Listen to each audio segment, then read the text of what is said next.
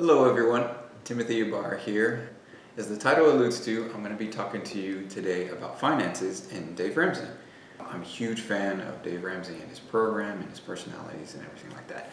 Before that, do want to show that I am representing Christmas colors. Got the green for money, I guess finances a little bit in there, but I'm really excited about Christmas. And hey, don't judge me. I know it's a little early, but I just love Christmas time. So it got a little bit cooler here in Texas, so I'm kind of excited about that, and I'm really looking forward to Christmas.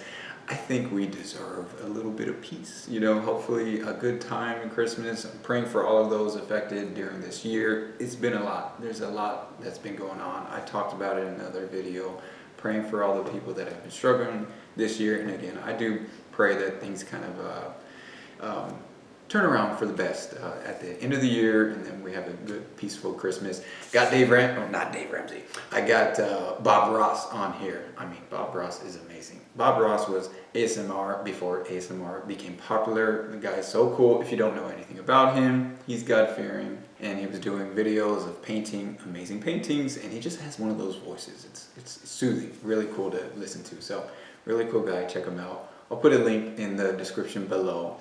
Back to the point, right? So who is Dave Ramsey? Who is this guy? If you're unfamiliar with who Dave Ramsey is, he is a rags to riches type of guy. He started from, a neighborhood where he didn't have a lot of wealth. His family didn't have a lot. He became a realtor, made tons of money, had a net worth of over $1 million, him and his wife and his kids by the age of 28, and then just lost it all.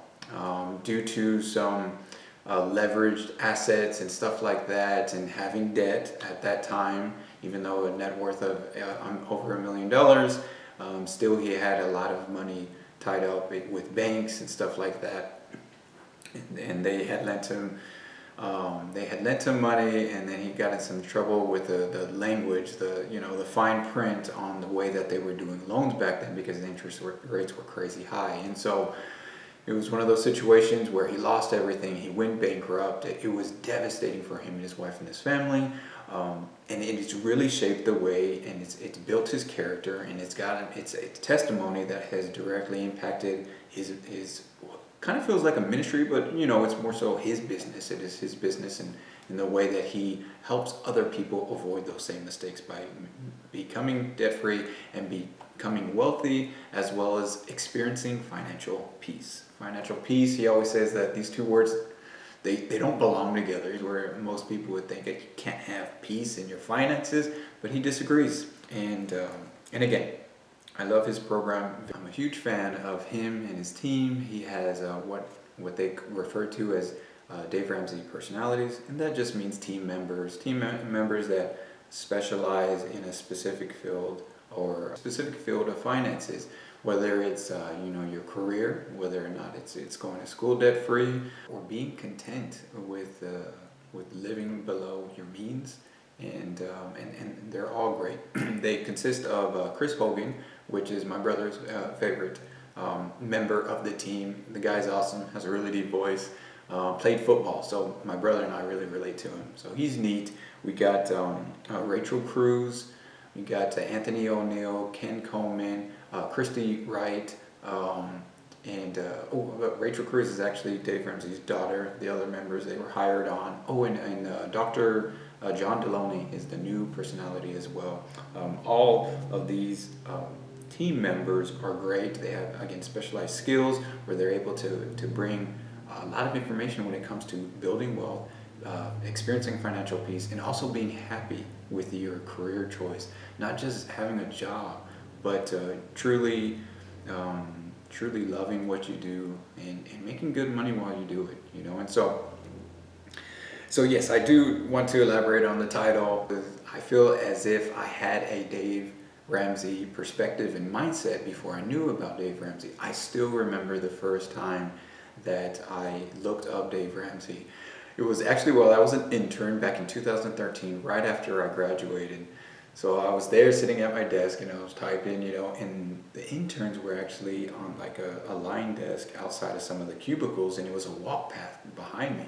And so a lot of times interns would be, researching stuff, which is, staying focused and doing your job. And every once in a while they'd catch you like looking up other stuff. And so that's what I was doing. I was looking up Dave Ramsey stuff. I'd like to say that I was during a break, or during a lunch break or something. I would eat my lunch on my desk. So yeah, it was a lunch break. Let's go with that. And I was looking up Dave Ramsey. I had $55,000 in debt. I went to Trinity University, was extremely blessed. I love the education. It was just really expensive, like incredibly expensive. Per year, my first year was $42,000. Last year, it got up to about $50,000. I think this past year, is like $62,000. It's a private school, obviously, but cost and tuition is just, it's skyrocketing. It really is. And so if you want to learn more about how to go to school debt-free, which people think is impossible, totally not true. Realistically, I have been blessed, my family has been blessed to be able to get my baby sister to go debt-free to a school. And so firsthand, I've been able to experience that. Check out Anthony O'Neill's books and his literature and his videos. He's great. He's a very intellectual young man. And he'll be able to kind of give you some steps. Some of his literature will give you some steps on how to go to school debt-free, if that's what your children are doing, or you're right out of high school and you're researching yourself how to do it. Check out his stuff. And so, yes, there I was sitting. I was freaked out. I was scared. I was like, what am I going to do? I have all this debt. There has to be a better way about doing this. And I always didn't like that. It always bothered me. It was one of those things where I felt as if, not necessarily ashamed, but I just felt like I want to get out of this as soon as possible. And I like living below my means. And I definitely didn't want to jump on board with everybody telling me, hey, you're hired on as an engineer, or you just graduated, get a job, buy a new car, buy a house, you don't want to rent and all this stuff. And so I just didn't feel comfortable with it, And so I felt as if there had to be a better way. And what's the best way to get debt free? You Google that, and all of a sudden Dave's going to come up at some point in the search engine. And so that's what happened. He came up, I started looking at the testimonies, and it was amazing. It was amazing to read about these testimonies where a family of five, a couple that were just they were living paycheck to paycheck at some point. They were making 20, 30, sometimes 40,000 a year, household income, a family of five, and they were able to become debt free. Sometimes they had an amount of debt reaching 50,000, 100,000 more debt than I did, making much less than I did. At the time, I was an intern when I was reading these testimonies, but eventually I got a job, and I was making more than this household income where they had the two of them, 3 kids, and they were able to do it. And I was like, it was mind-blowing. It was one of those things where I was like, wow, what are they doing differently? And so I started reading up on Dave Ramsey, and I jumped into it. I was excited. And I did what Dave calls and what other people call Dave-ish. So I thought, you know what? Yeah, this guy, he's older than me, and maybe he has some knowledge, and maybe he has these baby steps that are kind of cool because it makes it's like giving you one step at a time, progression. That is the thing that was missing for me. I had these conceptually, and I had these theories in my head of what I wanted to do. I just didn't know the best way to go about doing it. I didn't have a procedure, and these baby steps is that procedure. But originally, I thought to myself, as a lot of us young people tend to do, that I knew better than Dave. I'll go ahead and follow some of these steps, but I'll throw in my own mentality, my own perspective. And so that's exactly what I was doing. I was somewhat following the baby steps, but I was also saving money on the side, trying to buy a used car, but nicer car. I was still investing in my retirement accounts, still going out to eat and stuff like that. And so it was very Dave-ish. And so that lasted about 3 years, and still I wasn't debt-free, even though they recommend that if you really get committed to something like this, you should be able to get debt-free in 2 to 3 years, regardless of the amount of income you have. Again, they feel as if this applies to everybody's situation. it sometimes adjusts your steps that you have to take. The baby steps remain the same, but sometimes you have to increase your income, and that includes working extra jobs and stuff like that, or being very strict about your budget. Everybody should be strict about their budget when they're in that step of trying to become debt free. But some obviously have a little more wiggle room. And the fact that there's testimonies of people that have been able to do it making much less than me, having much more debt than me, they've been able to do it in the 2 to 3 years. It was just a moment of self-reflection. I realized I'm not doing this right. Let me go ahead and submit to something, submit to somebody that's been around a little bit longer than I have, gained a bit more wisdom, and I'm just going to go all on board, and I'm going to do it the way that he outlined.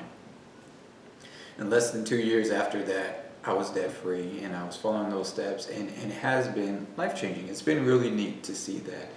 And I do believe finances are important. And the main reason why I say that, and I'll mention this more often than most people would probably be willing or like to hear, but I think it's really important to put yourself in a financial situation so that you can bless others. You put yourself in a position to bless others, right? And that's what we're called to do, is bless others. And I certainly realize that there's a perspective, even in the Bible, there's a perspective in which Jesus sent out the disciples. And they had a calling, they had a mission. He sent them out without anything. No financial means, no extra clothes, or no extra clothing or anything like that. He said, you go out, I will supply. By faith, go out, and I will supply for you. You go ahead and spread the gospel. You spread the good news of who Jesus was called and the kingdom of heaven. You spread that news, and go ahead, and I will protect you, and you'll be okay. You'll be supplied for. By faith, go out and do that. But I also realized that there were people that were in the Bible that were wealthy and were put in a position to bless others. Luke, for example, is responsible for writing the Gospel of Luke, as well as Acts. They believe he wrote Acts as well. And he was a doctor. He was well off. And he also had connections. And one of those connections, you'll read at the beginning of the Gospel of Luke that he reached out to a Roman official. And this Roman official kind of acted as a publisher at that time, and so that was kind of his perspective. It was the connection, it was his wealth that kind of was a gateway to spread this amazing gospel. And so by faith, you can use your finances and your wealth to do the exact same thing. So although I come from a background of kind of a missionary mindset, and I still have that with me today, I believe that it's also just as appropriate, and as long as you're led by the convictions of the Holy Spirit, you can use your wealth in the same means. You don't have to be poor in order to bless others. You can utilize your wealth and how God has blessed you in that area of your life to bless others. So that's my perspective. That's Dave's perspective. Again, I went through his personalities. There's some books here I'd like to show. Really neat. This is actually just the cover. I lent out the book to a friend. I thought they'd like it. They heard a little bit about my testimony, and that's how I started off. I didn't say, hey, you really need some help with your finances. You're poor, or something like that. No, I didn't say anything like that. I shared my perspective, the mistakes I had made with money, and they said, well, how'd you do it? And I was like, well, here you go.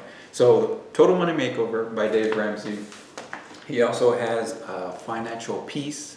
This is a great book as well. I'll put links to his website and where to buy this literature. Like I said, my brother and I, huge fans of Chris Hogan. We're actually fans of all these. And I'll have a video where I talk about all Dave Ramsey's personalities, the members of his staff that have blessed and influenced my life in one way or another. All of them have, and so it's really neat. So I'll definitely have a video on that as well. But Chris Hogan, Everyday Millionaires, his testimony is awesome. So definitely give all those books a shot when you get a chance.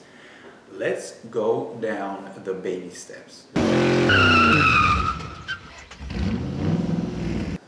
So this video is becoming a bit lengthy, and so I think I'm going to go ahead and separate it into 2 parts. So stay tuned, take a look at part 2, where I talk about the baby steps, and finish my explanation of my journey and experiencing financial peace in the whole Dave Ramsey program and how much it has blessed my life. So stay tuned, and please go ahead and like this video when you get a chance. I really appreciate it. and subscribe. And again, all those helpful links are going to be in the description down below. Really hope you enjoyed this. God bless you guys and have a blessed day.